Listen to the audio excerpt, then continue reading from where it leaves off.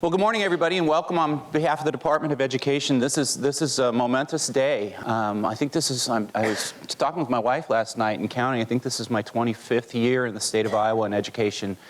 And in my tenure, I can't remember a meeting quite like this one, where we've had the support and involvement of nearly every teacher training program in the state of Iowa. I know you guys get together frequently for your own association, but as part of a collaborative in our state, this is a great day, and I'm really excited about what's going to happen today and where it may take us in the future. I'm going to just spend a few moments this morning kind of contextualizing this a little bit into the big picture of what's going on in our state and at our state department, particularly as it relates to literacy.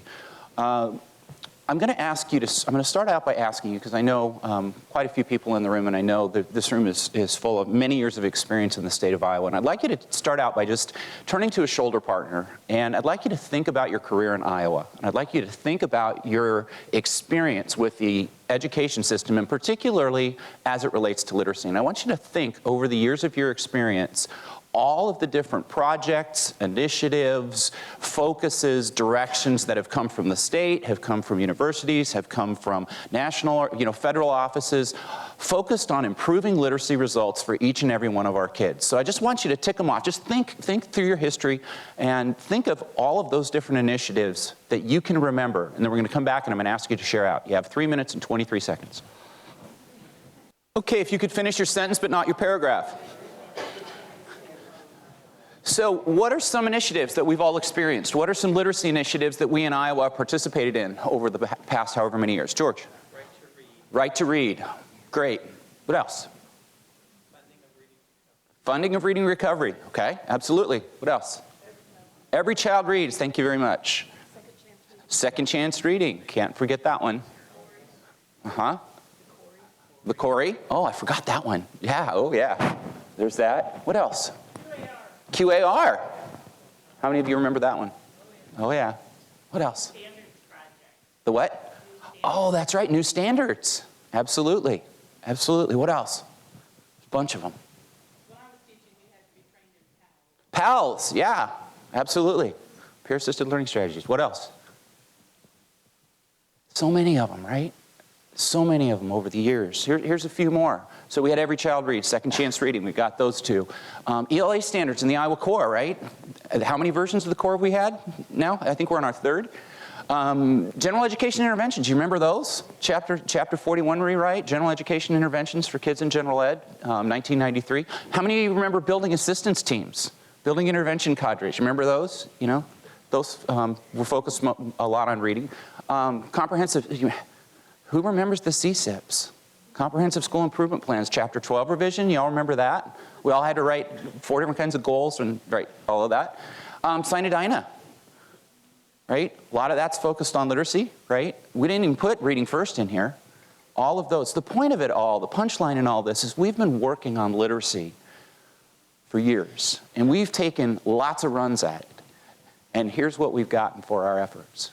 These data are actually borrowed from Dan Reschle. Many of you know Dan, he's at Vanderbilt University, but these are NAEP data, okay? And what these bars represent, these are basically NAEP standard scores down the side, and this is a 20-year period from 1992 through 2011, and basically what this is growth on NAEP by state, okay? So you can see the Floridas and Marylands of the world have grown, close to 15 to 20 standard points over that time on their NAEP results, and these are 4th grade reading, by the way. Iowa is down at the bottom. We've at best stayed constant in our NAEP standard scores in 4th grade reading proficiency for our kids, despite all of the efforts, despite all of the energy, despite all of the resources that we've put into our various programs. If you look at our rankings, what's happened is 92, we were 5th in the nation in 4th grade reading performance in the state of Iowa. And what's happened is systematically, in our terms of rank ordering, we've gone down. Now you say, but our NAEP scores are about the same. How can that be? Well, the reality is other states have surpassed us. It's not that we're doing necessarily any worse than we were 20 years ago, but we're not doing appreciably better, and other folks are cracking this nut and figuring this out. So other states have gone past us, and we've dropped down to the middle of the pack. So when I was invited to take this role a couple of years ago, the governor's office has been very clear. Restore us to our status as one of the leaders in education in the country. That's one of his policy objectives, and I know it's one of the Department of Education's objectives. At the same time, we've learned some things. We've learned a lot about literacy in the last 20, 25 years. So I'm going to ask you, these are some data that came actually out of Reading First, and these slides are borrowed from a dear friend, Amanda Vanderheyden, who put them together, but these came out of Reading First data. So what this represents is this is a grade level associated with the student's age. Okay, so what grade level should they be in based on their age? And up the side, this is their reading grade level, okay? And one of the things we've learned is we can tell early which kids are on track and which kids aren't. So here's the game. Here are two students, two typical students, at the end of first grade. One of those students is on track. One of the students is on track to become a proficient reader. The other, represented by the red dot, is not. So I'm going to ask you to turn to a shoulder partner and answer the following question. In the absence of any changes, in the absence of doing anything about this, on average, where is that blue student going to end up into fourth grade? And where is the red student going to end up at the end of fourth grade? Turn to your shoulder partner, take a guess.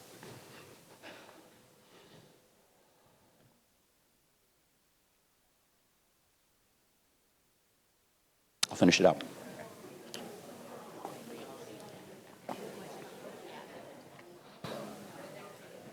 Okay, you got it? All right, in the absence of intervention, here's what's going to happen. On average, the student that's on track is going to stay on track, and the student that's not on track is going to fall behind. In fact, the probability, in the absence of doing anything, that a student that is going to be behind at the end of fourth grade, if they're behind at the end of first grade, is about 0.87. So about 9 out of 10 of them nothing's going to happen for them. Now, what happens if what we do is we put in place, for all kids, an evidence-based core curriculum? Now take a guess, where's that red student going to get? Turn to your shoulder partner, 10 seconds.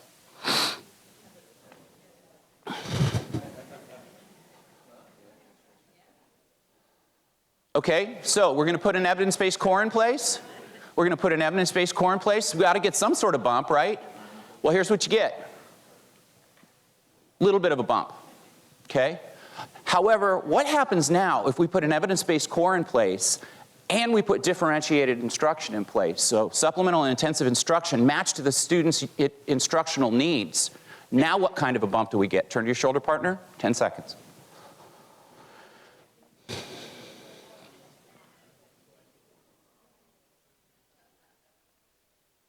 Got your guess? So here's what you get.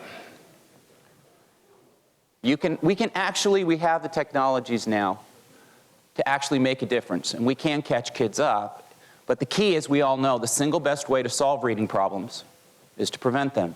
We can no longer wait until third grade when most of our schools start doing their high-stakes accountability assessment to find out which kids are on track and which kids are not. We can identify 4-year-olds reliably and validly that are not on track for literacy, for being at risk at literacy, in their literacy results. We've got to intervene as early as possible. That's what this system's about. We also know that in the state of Iowa, a lot of our schools are not on track overall. So we've put into place as a state, the punchline is, we're taking a different approach. We're no longer going to take the strategy or the initiative approach. We have to fundamentally change how we're approaching this issue. So a couple of years ago, we as a state committed to a different path. And that path is a collaborative one. It's systematic, it's systemic. It's going to focus on building an infrastructure that's going to be sustaining of effective practices across our schools. That's including the LEAs, that's including the AEAs, that's including the Department of Education, that's including the governor's office, that's including the legislature, and as of today, that's including higher ed.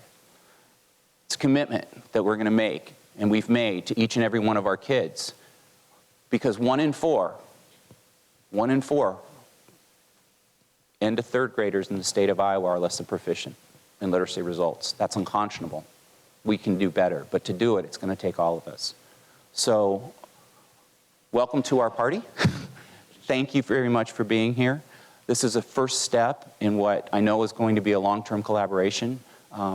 Really excited to have today, to have this opportunity. There's so much more about what's going on that we'll be sharing over the next few days, and really welcome your involvement and look forward to collaborating as we move forward. So with that, I'm going to turn it over to Dr. Michelle Haas. Good morning, everyone. And you know, it's funny, that book, when our son Daniel was born, that was the book that I would read at 2 o'clock in the morning as I was feeding him, and inevitably we would both fall asleep. But I still, to this date, because that was such a precious moment, like, and I have that, when I think of that book, that's the moment that I am involved in. So that is why that is my favorite book.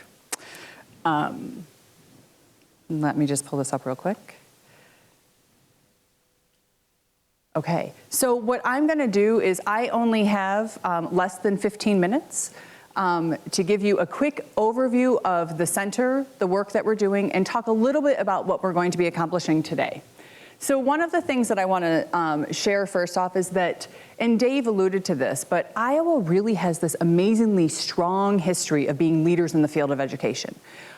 We have really highly trained teachers, and when you look at the data, it is true that nearly 1 in 4 are not proficient. But what that does mean on the opposite side of that is that we have 3 out of 4 that are proficient. So we are doing some things really well.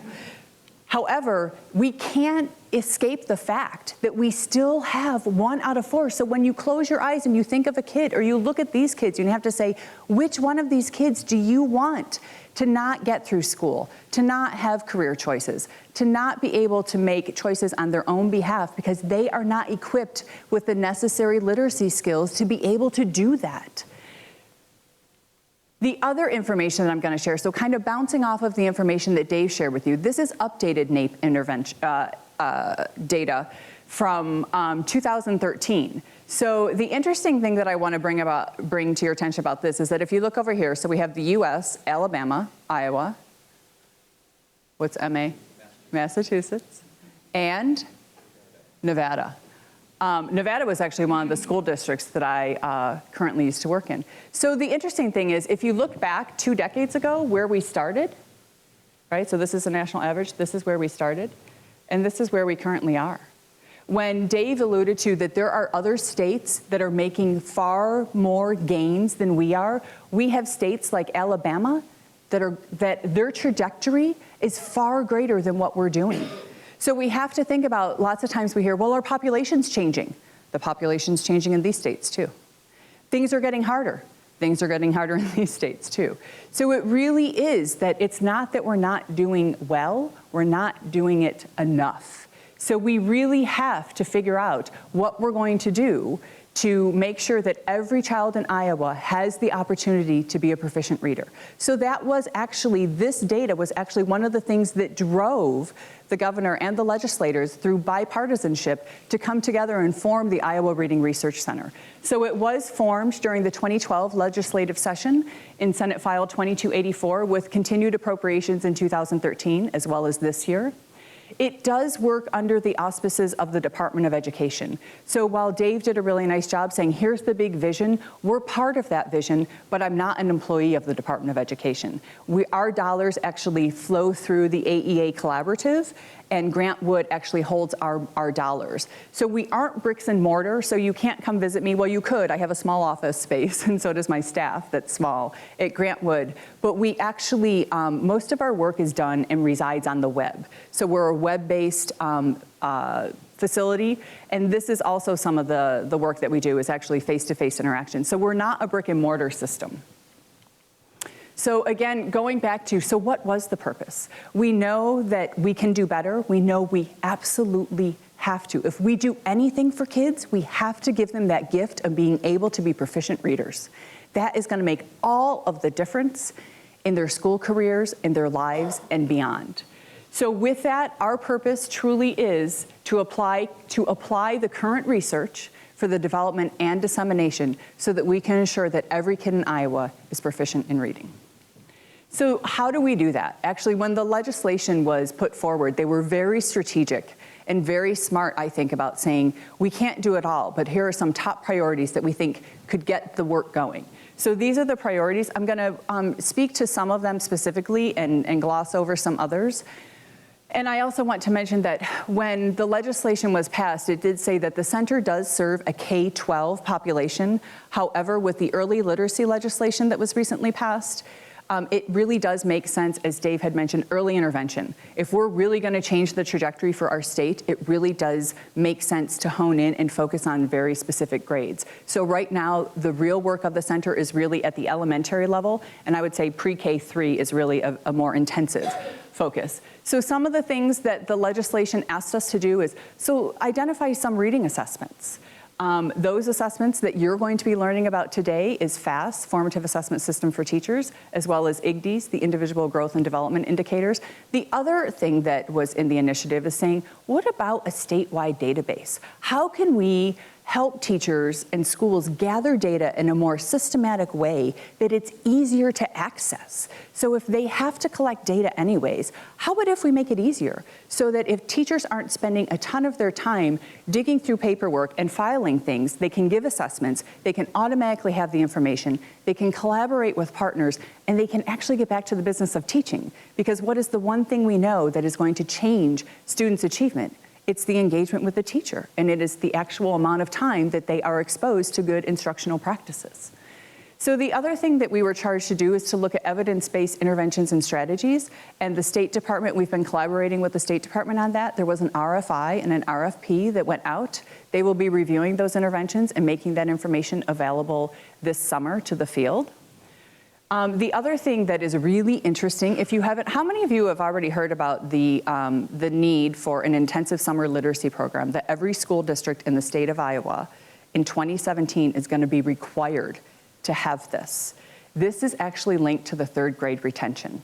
So those students now in the year 2017 that are not proficient on the statewide test either can be retained or they can be participate in an intensive summer literacy program. So this is a little bit different than some of those enrichment programs that we think about. Let's make sure the kids don't have a large backslide, which we know happens to all kids. But this is truly about accelerating them. How can we increase their growth in literacy so that they have a better chance of being on track moving forward? So the center is charged in that work of putting together the guidelines and the criteria that all schools must use when they think about having an intensive summer literacy program. So honestly, I'm most excited about this work. I actually think it's an opportunity to think big. How can we connect with our community partners? What's going on in our local libraries? This isn't a school issue, this is a community issue. And summer is the perfect time to engage these families in that often struggle with food needs and other needs. How can we build those wraparound services, get the kids some good intervention, and really meet the needs of these families? So I'm actually quite excited about that work that we will be starting actually right away. Professional development is another thing that the center has been charged with. Professional development is pretty expensive, and our budget is actually not very large, but this is an opportunity that I would consider professional development that we are allowed to offer and provide. And then the other one is school and community partnerships. No one does this work alone at all. Schools don't do it alone. You guys don't do it alone. The center, the state, no one does this alone. And one of the things that we have been able to do is starting this summer, we will have available for free for all families and teachers, and you guys as well, information that families can have that are directly related to specific literacy skills. So for example, if I have a child in third grade, which I do, and his teacher says to me, you know, Michelle, we're really focusing on vocabulary for the next couple months.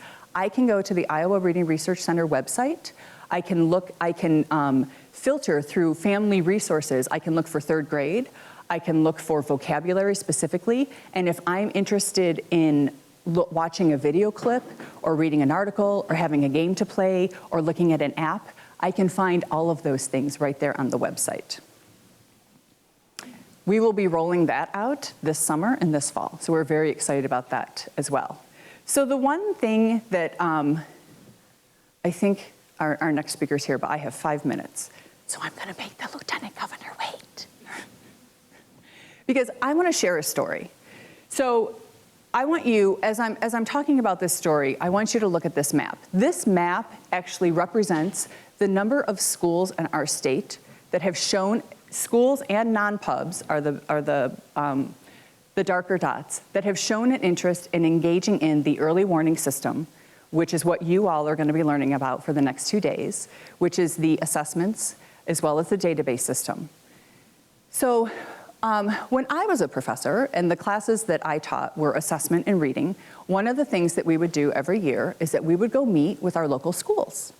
And me and my other faculty, and we would go and we would say, so tell us, how can we better prepare our teachers? What is it that we could assist you with that when they are done with our program, they come to you with skills that you know they need to have to hit the ground running? So this is what we would hear. We would get a list of assessments. We would get a list of programs or interventions or instruction. And every single time they would say, and can you help them with behavior management? They don't know how to manage their classroom. We said, okay, and then we would go talk to another district or another school, and we would ask them the same questions. What is it that we could do as professors to help our students as we're training them so that they're better equipped and prepared once they get to you? Well, these are the assessments they must know. This is the curriculum material they must know. And can you please help them with behavior management? And so we would come back to the university and we would sit down and we would look at this list, and guess what? Nothing was the same. Everybody was doing something different. And so then we were struggling with, so what do we change, right? How do we look at, well, what's the biggest district? Do we look at, well, where do most of our students do their student teaching? Do we look at, well, where are our students most likely going to be employed? And it really was meaning that we really weren't meeting the needs of our students, and it really was a struggle for us. Because it's very rare that a system is at a statewide level that you can be pretty sure that the students that you are going to be working with are going to be engaged with practices that are systemic across the state. Is this all you would ever teach? Oh my God, I hope not, right? No, but it is one piece of information that it's highly likely that the students that you're working with, they're going to come across these assessments and they're going to be expected to know how to do them and what the data means. So we can't do this alone, and you guys are the key. I know this because I used to be you, and I think that the smartest thing that the state is doing is investing in higher education and saying, you guys need to do this with us.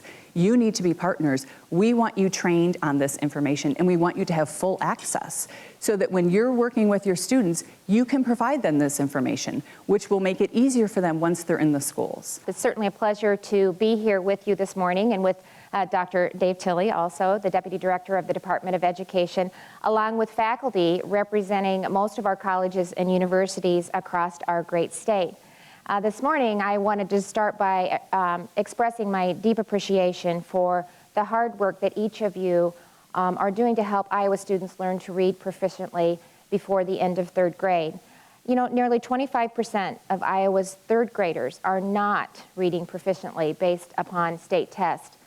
Also, Iowa hasn't seen growth on national tests in fourth grade reading over the past 2 decades, and this is a sharp contrast that we're seeing in other states. As faculty who teach reading courses to future teachers, you know that fourth grade is when students are supposed to move from learning to read to reading to learn. And last November, a survey commissioned by the Iowa Reading Research Center and conducted by the Regent Universities found a lack of consistency in literacy education across the state, and I think you were speaking a little bit to that. That included teaching approaches that lack consistency, different amounts of time allotted to teach reading, and uneven interventions for struggling students. So that helps, I think, explain why 25% of Iowa third graders are not reading proficiently. One of the top priorities of our administration is restoring Iowa schools to best in the nation status so that our children are prepared to be competitive in a global-based economy. And that's why in 2012 we proposed to lawmakers and they adopted a very ambitious early literacy initiative. The initiative helps children read by the end of third grade, and it included establishing the Iowa Reading Research Center, which this past year has assisted 15% of Iowa's 346 school districts in implementing Iowa's early warning system, which you are going to have the opportunity, I understand, to receive training over the next 2 days. The early warning system offers universal screening to identify children who need help right away and progress monitoring to make sure that they stay on track. Nearly 300 additional districts and about 40 non-public schools have indicated that they want to use Iowa's early warning system this coming school year. So never before in the history of Iowa have we had this magnitude of partnership with our colleges and universities really working together towards a specific literacy goals. Having our universities and colleges as partners in this work really gives both the governor and I great confidence that we're on the right path toward helping all Iowa students become more proficient readers. So your commitment to learning about the early warning system and educating the future teachers in Iowa is certainly a step in the right direction. Your students will now have the knowledge that they need to use the assessments once they start careers in schools, allowing them to focus on the job of teaching. And I want to tell you, our daughter is actually a teacher, so I'm getting to watch firsthand. She's been in teaching, she's relatively new. She's only been in for, I think, 4 years, going on 5. But she spent 3 years teaching first grade in Creston, and this year she transferred to Earlham, and she is teaching kindergartners. So she kind of had a little bit of a breakdown that first couple weeks because she wasn't sure she should have transitioned to kindergarten. But I kept telling her, now, Jessica, come on, how hard can it be to go from first grade to kindergarten? So as the non-teacher here, I'm learning a lot about what our educators do day in and day out in the classroom with a wide range of abilities for the students that they're teaching. So I have a tremendous amount of respect for educators and for you in helping prepare them to make sure that our students are successful to really have great opportunities, and we want to make sure that they have opportunities right here in Iowa. But I wanted to be sure and let you know that and she's not shy about telling me what's working and what's not. So she's got my ear. And Governor Branstad's daughter has a daughter that also teaches 3rd grade in Waukee. So we get to hear frequently about what's working and what's not and how things are progressing. So your students will now have the knowledge that I said to know that the assessments once they start careers in their teaching profession. But we need your help in moving the state forward with the work that includes this early warning system. And we also need your help with other work that the center is involved in, such as evidence-based interventions, intensive summer literacy programs, and professional development. It is up to all of us to help struggling students really master the basic skills so that they have the foundation to learn more complex skills, such as creative problem solving, which then I'll put my other hat on, which is science, technology, engineering, and math. And I am just so passionate about what I'm seeing and really the response from students that have the opportunity to participate in these programs. They are so engaged in what they're doing. And we were in a small school district in Harlan, and the superintendent and principal asked if we would, when we went into the 2nd grade room and they were working on one of the scale-up programs, he said, now tell me which one of the students are a high-need student or that's struggling. And I'm telling you, you could not identify that student. So it's really encouraging for me to see them engaged and talking and communicating and applying and building homes and using renewable energy. And these are 2nd graders. So it's exciting to see all of this start to come together. But the most important thing that we can do is to make sure that our students have a strong start in reading. I think, we all know is key to making sure that happens. So I'm proud to see such an esteemed group of educators coming together for the common cause. And given the requirements of the 2012 law and the great track record of the center under Dr. Haas' leadership and your commitment to really accelerating literacy results in Iowa, I know that we will make a difference for Iowa's children. And so thank you for being a part of that and for all of your time and effort, again, to make sure that our educators, when they go into the schools, are prepared and ready to give the students the best that they can. And we certainly know that reading is a big component of that, the most important. So thank you. Have a great couple days. And I really look forward to hearing the results and everything that comes out of the 2-day conference. So thank you very much. Great. Thank you.